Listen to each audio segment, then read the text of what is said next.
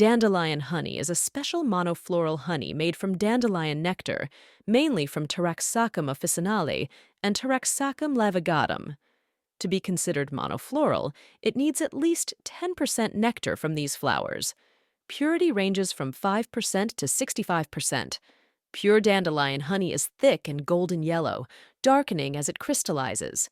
Its flavor can be bitter to mildly sweet, with a woody or herbal aroma. Healing wounds, reducing diarrhea, preventing acid reflux, fighting infections, relieving coughs, rich in antioxidants, lowering triglycerides.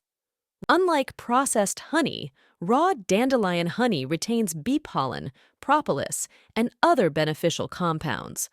Processing can reduce its antioxidant levels by over 30%, diminishing its antibacterial properties.